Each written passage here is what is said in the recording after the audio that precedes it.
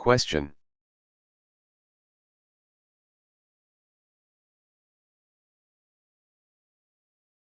And if I may, could I ask another question because I think it might get an interesting response?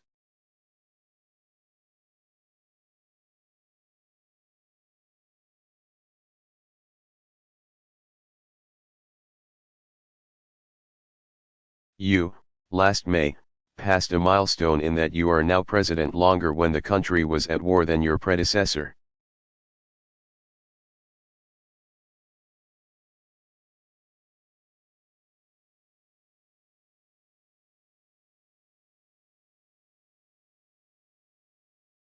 George W. Bush.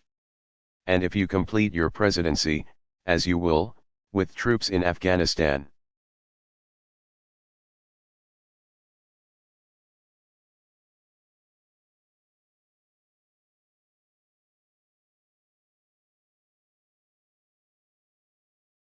Syria and Iraq, you will be the only two-term president in American history to have served with the country at war.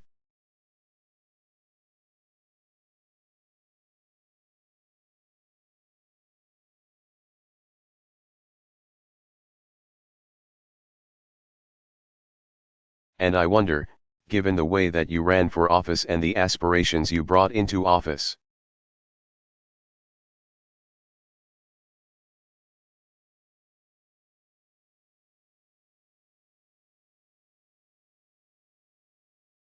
How you feel about that reality?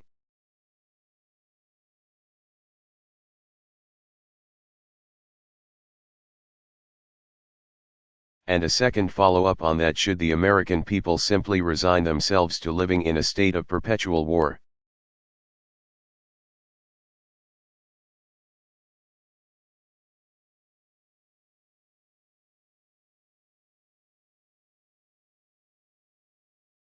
Even if that war is not the all-out war that we think of in the 20th century.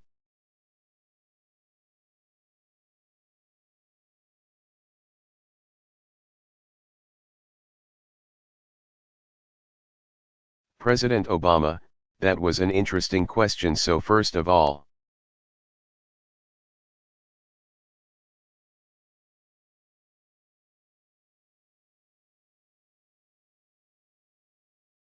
with respect to the State Department, I am concerned.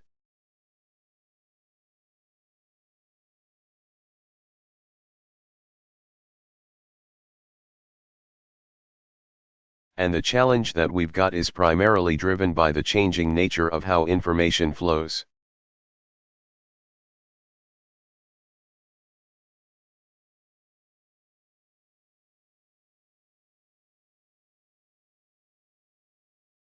Look, the advent of email and texts and smartphones is just generating enormous amounts of data. Now,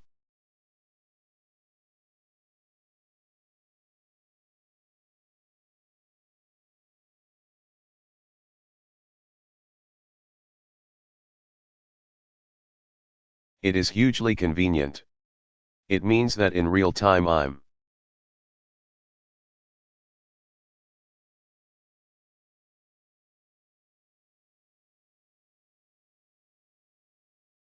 getting information that some of my predecessors might not have gotten for weeks.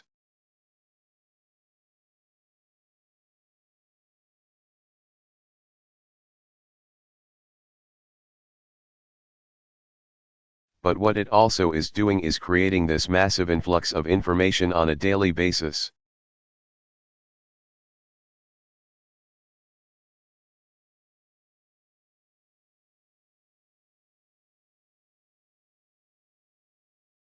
Putting enormous pressure on the department to sort through it, classify it properly.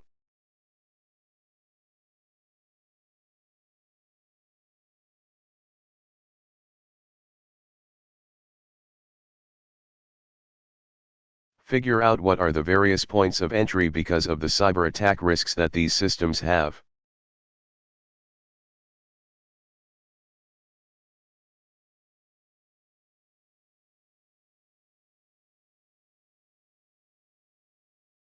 Knowing that our adversaries are constantly trying to hack into these various systems. If you overclassify,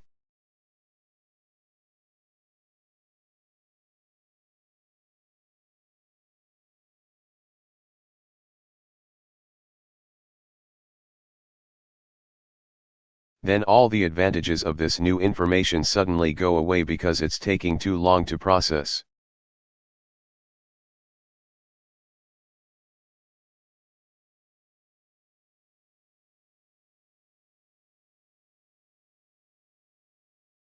And so we've been trying to think about this in a smart way.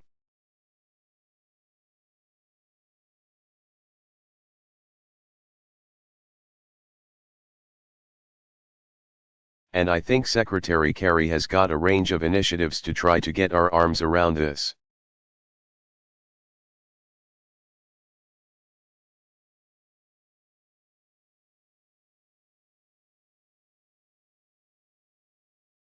It reflects a larger problem in government.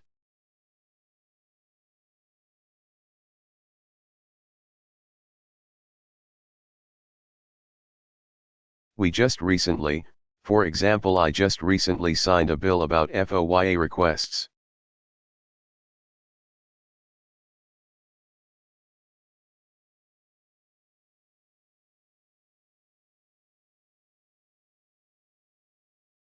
Freedom of Information Act requests that built on a number of reforms that we put in place.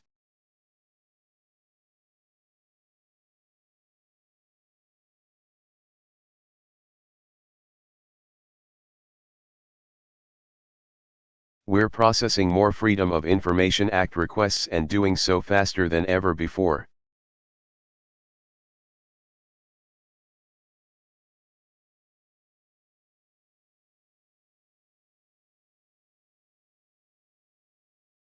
The problem is the volume of requests has skyrocketed.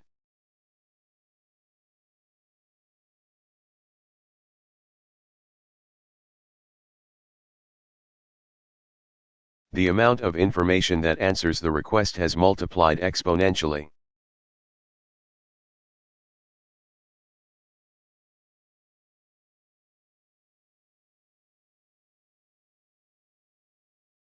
So across government, you're seeing this problem.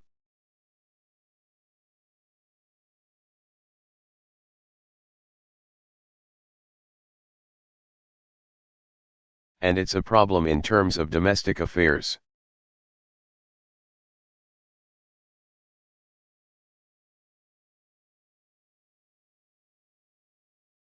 It becomes an even bigger problem when you're talking about national security issues.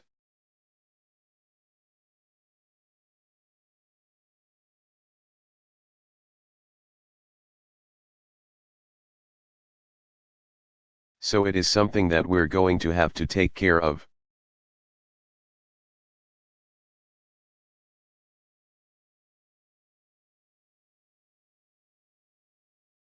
With respect to reflections on war, when I came into office, we had 180,000 troops in Iraq and Afghanistan.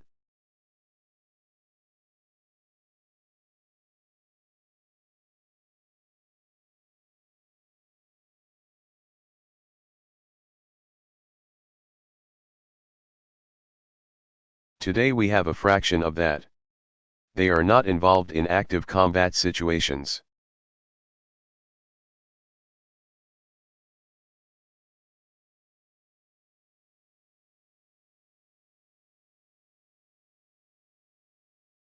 But are involved in train, advise and assist situations.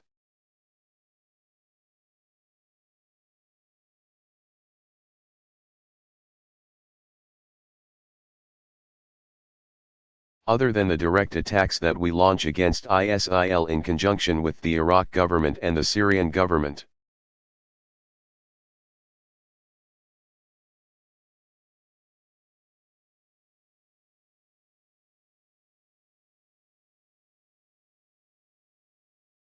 So in some ways, Mark, I think you'd recognize that our military operations today in Iraq and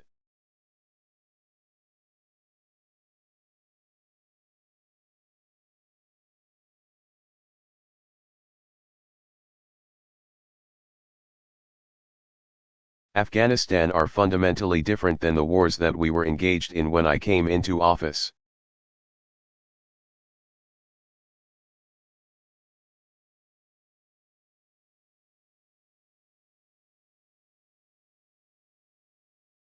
But I think you are making an important point, which is when we are dealing with non-state actors.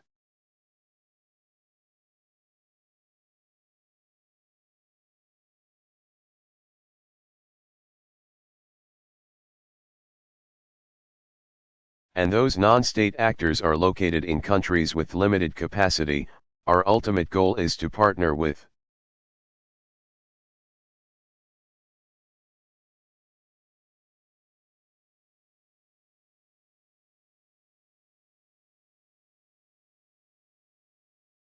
those countries so that they can secure their borders and, themselves, eliminate these terrorist threats.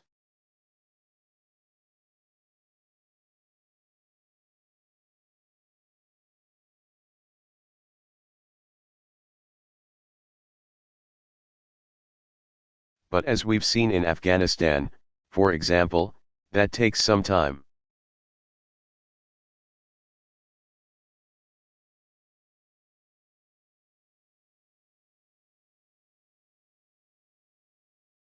The Afghans are fighting. They are much more capable now than they were when I came into office.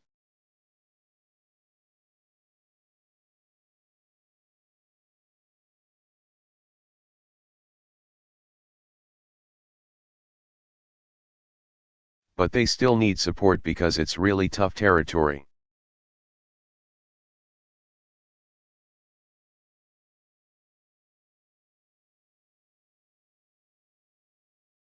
And it's a really poor country with really low literacy rates and not much experience in things that we take for granted like logistics.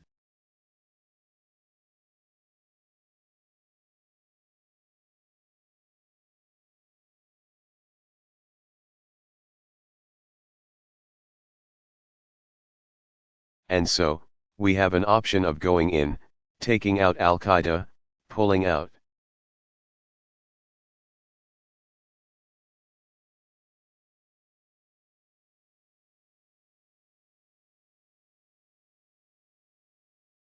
Potentially then seeing a country crumble under the strains of continued terrorist activity or insurgency, and then going back in.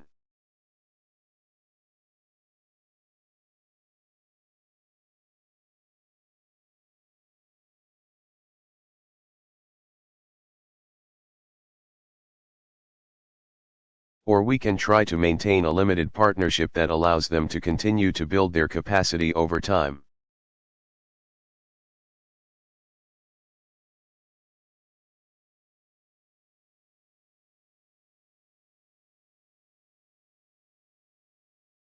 And selectively take our own actions.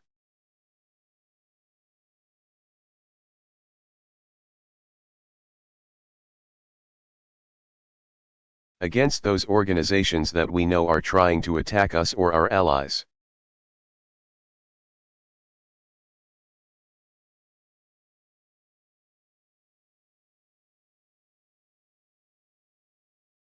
Because they're non-state actors, it's very hard for us ever to get the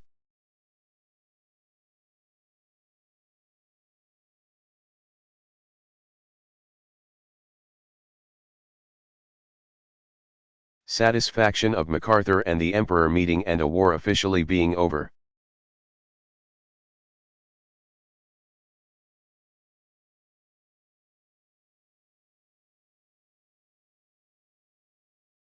AQI was defeated in the sense that we were able to execute.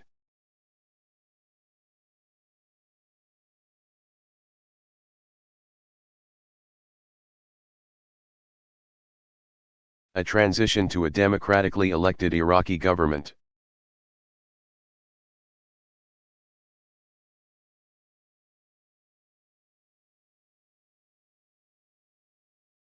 But for all of our efforts, and incredible courage and bravery and sacrifice of our troops.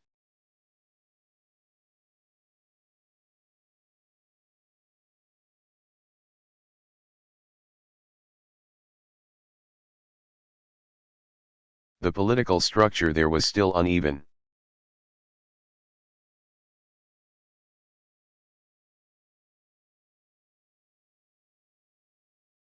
You had continued Sunni resentments, continued the Baathification.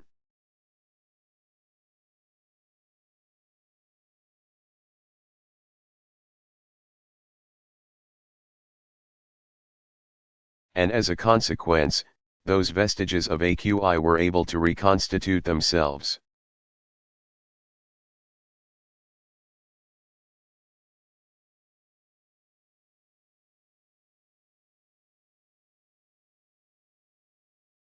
Move into Syria as Syria began to engage in civil war, rebuild and then come back in.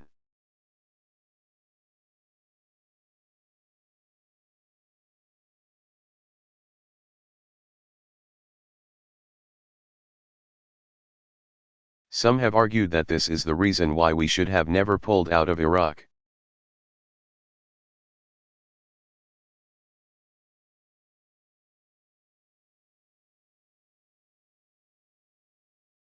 Or at least we should have left some larger presence there.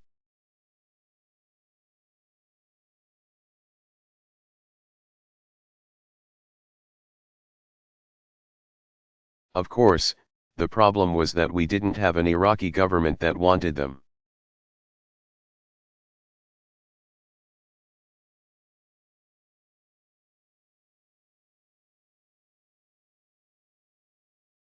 Unlike Afghanistan where we've been invited.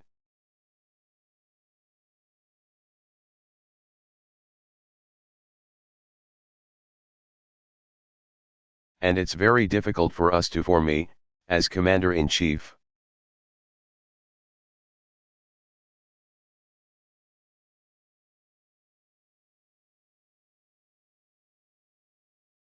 To want to put our troops in a precarious situation where they're not protected.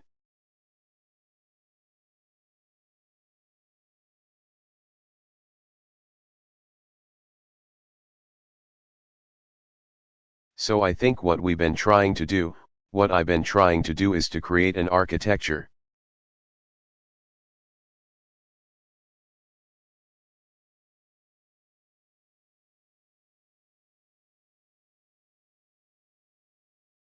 A structure, and it's not there yet, that emphasizes partnerships with countries.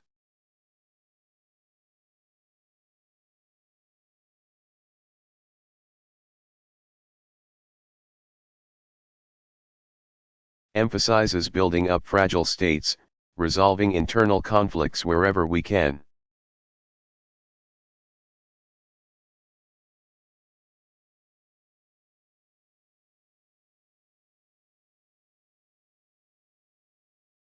Trying to do as much as we can through our local partners, preserving the possibility.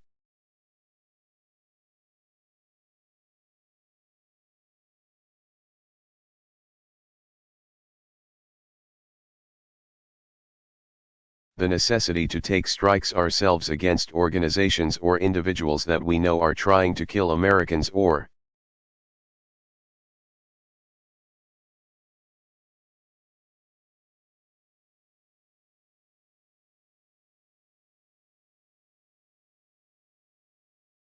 Belgians or French or Germans. Combine that with much more effective intelligence gathering.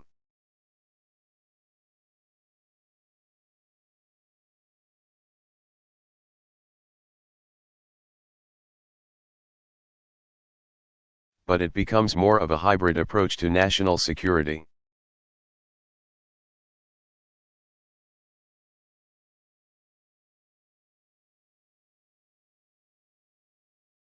And that I do think is probably going to be something that we have to continue to grapple with for years to come.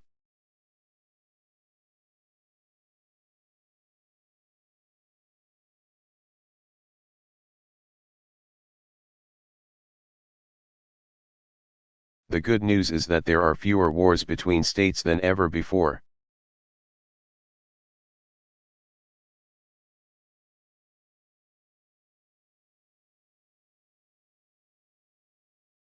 And almost no wars between great powers.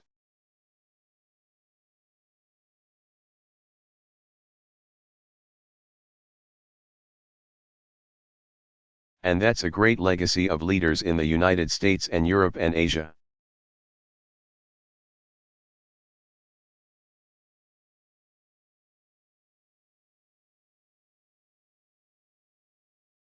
After the Cold War or after the end of World War II that built this international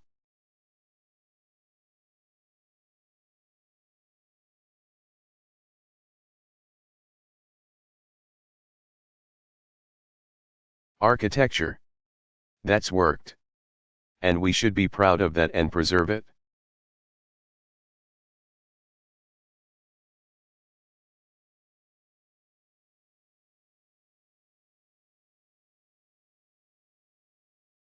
But this different kind of low-grade threat, one that's not an existential threat.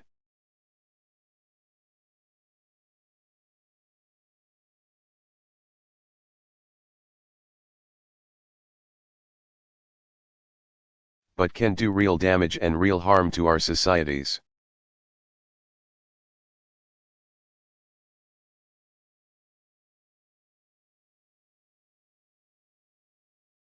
And creates the kind of fear that can cause division and political reactions. We have to do that better.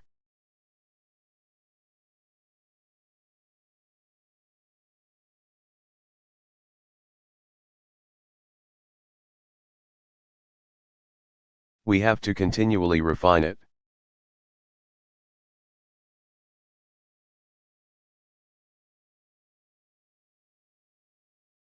So, for example, the reason that I put out our announcement about the civilian casualties.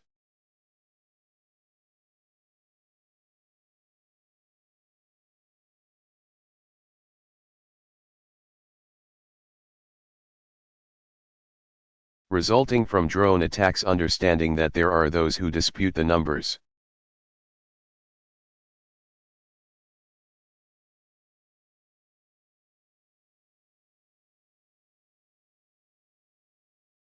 What I'm trying to do there is to institutionalize a system where we begin to hold ourselves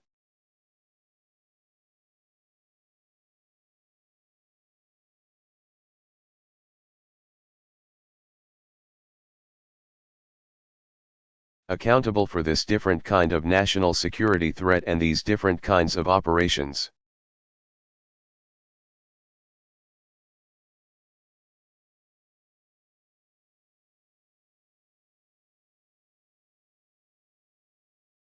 And it's imperfect, still.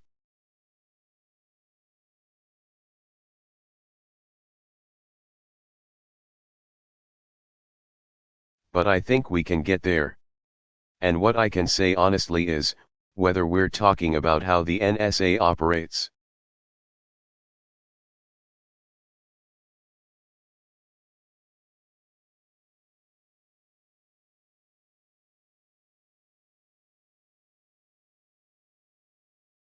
or how drone strikes operate, or how we're partnering with other countries,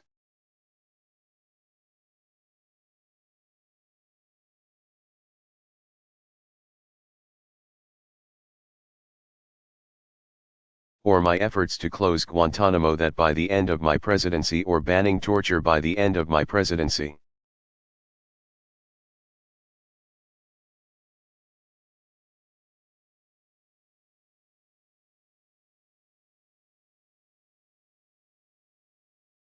I feel confident that these efforts will be on a firmer legal footing.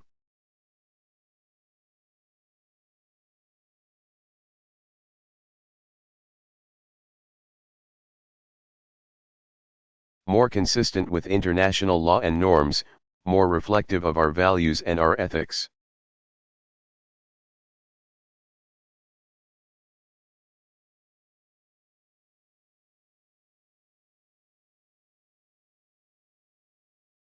But we're going to have more work to do.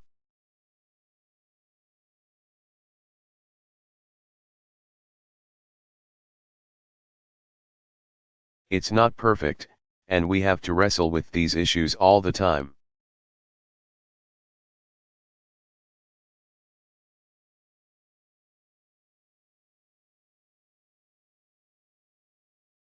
And as Commander-in-Chief of the most powerful military in the world,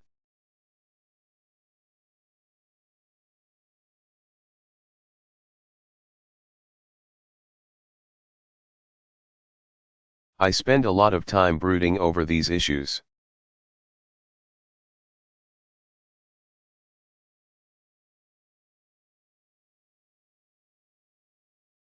And I'm not satisfied that we've got it perfect yet.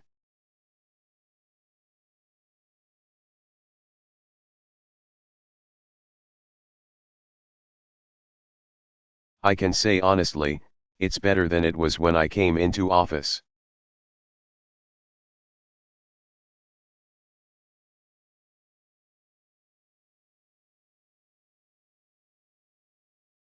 Thank you very much, everybody.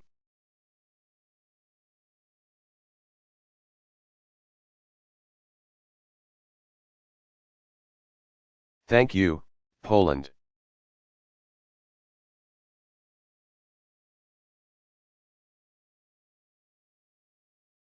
Barack Obama.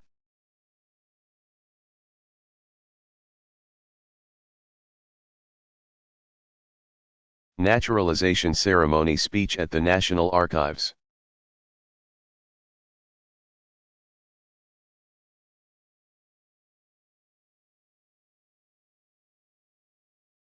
Delivered December 15, 2015, Washington, D.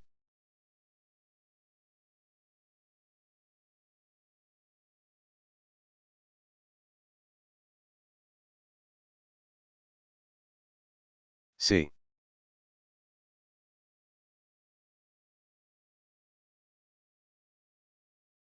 Well, good morning, everybody.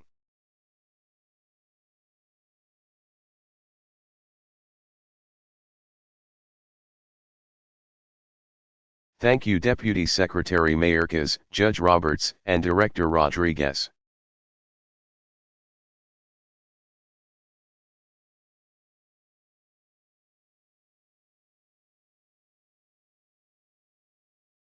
Thank you to our archivist, David Ferriero.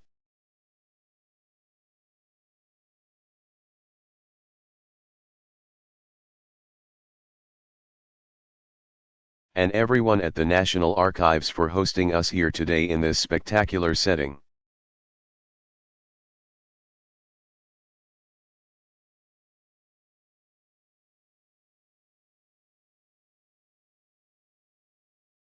And to my fellow Americans, our newest citizens, I'm so excited.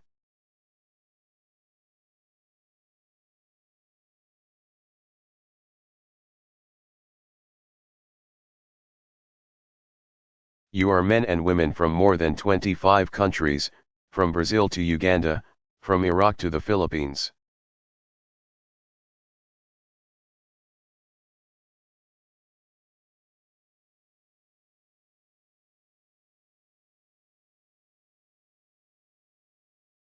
You may come from teeming cities or rural villages. You don't look alike. You don't worship the same way. But here,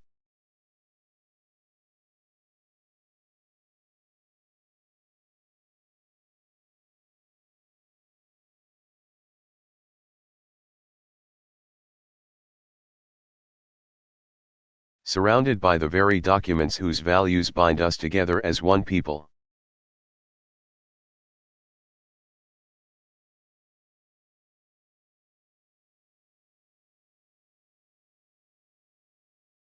You've raised your hand and sworn a sacred oath.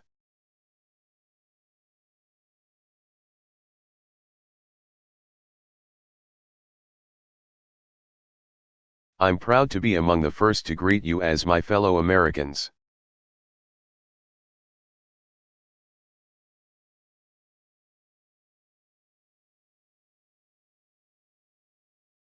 What a remarkable journey all of you have made.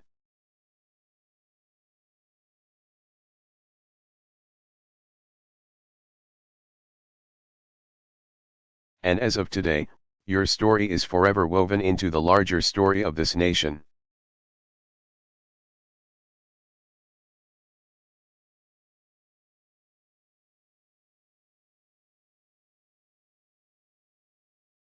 In the brief time that we have together, I want to share that story with you.